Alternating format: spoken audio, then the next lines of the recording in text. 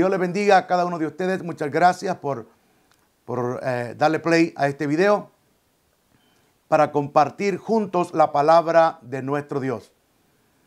Estamos leyendo el libro de los Romanos y este día estaré leyendo con la ayuda de Dios Romanos capítulo 14. Y voy a compartir con usted el pasaje, el texto bíblico en la pantalla para que podamos juntos leer la palabra de Dios en este día.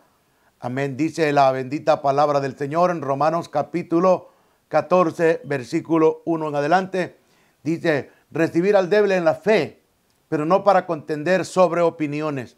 Y que hay que recibir al débil en la fe, pero no para contender sobre opiniones.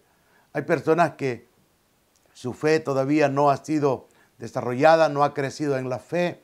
Quizás es nuevo en el evangelio, o quizás personas que no han madurado espiritualmente y hay diferentes opiniones y nosotros no debemos de recibir al débil en la fe, pero no para contender sobre opiniones, es decir, no para ponerse a pelear por opiniones. Quizás tiene opiniones diferentes a las nuestras, ¿verdad? Y lo podemos herir, de enseñarle, de recibir y orientar a la persona en la palabra del Señor. Dice el versículo 2, porque uno cree que se ha de comer de todo, otro que es débil come legumbres. Ahí está la comprensión que debe de haber. La comida no salva ni condena, pero lamentablemente hay personas que creen, ¿verdad?, que por comer cierta comida la persona se va a condenar, o que en alguna región se comen quizás, ¿verdad?, cierta clase de animales que la Biblia prohíbe. Y nosotros, como conocedores de la palabra del Señor, usted que es maduro en la fe, dice que por eso dice que hay que recibir al débil en la fe.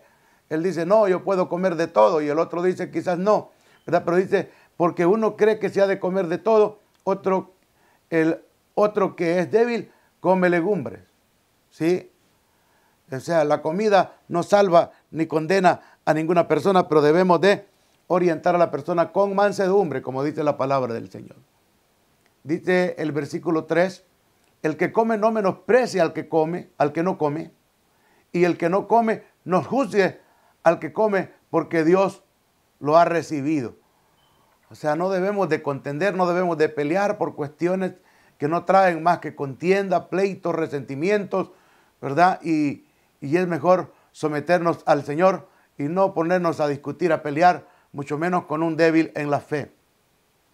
Ya que nosotros sabemos por medio de la palabra que la Biblia dice que todo lo que Dios creó es para comer, porque por la oración es santificada y no para contender y ponerse a pelear. Dice el versículo 4 de la palabra del Señor, ¿tú quién eres que juzgas al criado ajeno? Para su propia Señor está en pie o cae, pero estará firme, porque poderoso es el Señor para hacerle estar firme. Dice el versículo 5, uno hace diferencia entre el día y día, otros juzga igual todos los días. Cada uno esté plenamente convencido en su propia opinión. Mire que habían contiendas con respecto al día de reposo. Es otro tema, ¿verdad? Que hay gente que, por ejemplo, los adventistas del séptimo día, ellos creen mitad gracia, mitad ley, que si trabaja el sábado que está condenado. Aquí dice, uno hace diferencia entre día y día, otro juzga igual todos los días, es decir, que todos los días son iguales. Así es, cada uno esté plenamente convencido en su propia mente, ¿sí? Para nosotros todos los días son iguales porque todos los días los creó el Señor. Amén. Y nuestro descanso ya no está en un día, sino que está en el sacrificio de Jesucristo. Dice, venid a mí, todos los cargados y cansados, que yo los haré descansar. Es Cristo el que nos da el descanso y no un día.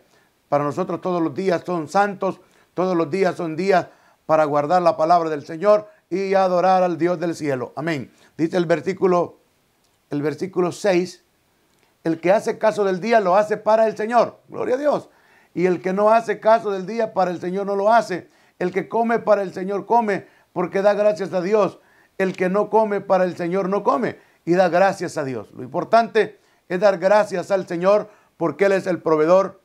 Él es el que provee para nosotros todas las cosas. Él es el único Señor, el único Creador, el único que provee para nosotros todas las cosas. Amén. Dice el versículo 7, porque ninguno de nosotros vive para sí, ninguno muere para sí. Pues si vivimos para el Señor, vivimos, y si morimos, para el Señor morimos. Así pues, sea que vivamos o que muramos, del Señor somos. Bendito el Señor. Qué lindo lo que dice este texto, ¿verdad? Pues si vivimos para el Señor, vivimos. Y si morimos, para el Señor morimos. Así pues, sea que vivamos o que muramos, somos del Señor. Qué lindo, ¿verdad? Como dice, como cantamos este canto. Sea que vivamos o que muramos, del Señor somos. Y la verdad que es un pasaje que alienta a aquellas personas que están dolientes cuando ha partido un ser querido, ¿verdad? Sabemos que es Dios el que decide cuándo nos va a llevar de este mundo, y saber que hay esperanza, que sea que vivamos o muramos, somos del Dios de la gloria. Bendito sea Dios para siempre. Dice el versículo 9, porque Cristo para esto murió y resucitó y volvió a vivir para ser Señor así de los muertos como de los que viven. Bendito el Señor. Dios no es Dios de muertos, como le dijo el Señor a los fariseos. Dios es Dios de vivos. Aleluya. Bendito el Señor. Por eso nosotros que tenemos vida, que estamos vivos, debemos de adorar al Señor. Y aunque muramos, digo el Señor, el que cree en mí, aunque esté muerto, vivirá. Bendito sea el Dios de la gloria. El versículo 10 dice, pero tú, ¿por qué juzgas a tu hermano? O tú también, ¿por qué menosprecias a tu hermano? Porque todos compareceremos ante el tribunal de Cristo. ¿Ok? Que quede claro, el tribunal de Cristo no se refiere a la condenación, no se refiere al gran juicio final, o al gran trono blanco, no. Se refiere al tribunal de Cristo, donde todos aquellos que muramos en Cristo, que seamos salvos por la gracia y misericordia del Señor, compareceremos ante el tribunal de Cristo para recibir la recompensa, los premios, los galardones. Bendito el Señor. Versículo 11. Porque escrito está, vivo yo, dice el Señor, que antes mí se doblará toda rodilla y toda lengua confesará a Dios. Qué poderosa esta palabra, mi hermano. Porque escrito está, vivo yo, dice el Señor, que ante mí se doblará toda rodilla y toda lengua confesará a Dios. Algo parecido a lo que Pablo escribe en el libro de Colosenses, ¿verdad? Y allá añade algo más y dice que toda lengua confesará que Jesucristo es el Señor, para honra y gloria de Dios el Padre. Aquellos que no se quieren doblegar ante el Señor aquí, déjeme decirle que en el día del gran juicio final, ahí se arrodillarán y clamarán con su lengua al Señor Jesucristo. Ya será demasiado tarde, mejor que lo confiese ahora. Bendito el Señor. Dice el versículo 12, de manera que cada uno de nosotros dará a Dios cuenta de sí. Así que ya no nos juzguemos más los unos a los otros, sino más bien decidir no poner tropiezo o ocasión de caer a ninguno. Bendito el Señor. Así que ya no nos juzguemos más los unos a los otros, sino más bien decidir no poner tropiezo o ocasión de caer a otros hermanos. Hay que decidir no ser tropiezo a ninguna persona. Este tiene un gran profundo significado, esta palabra, no ser tropezadero de nadie. Bendito el Señor. Así que a paz nos llamó el Señor y no a ser contenciosos, ¿verdad?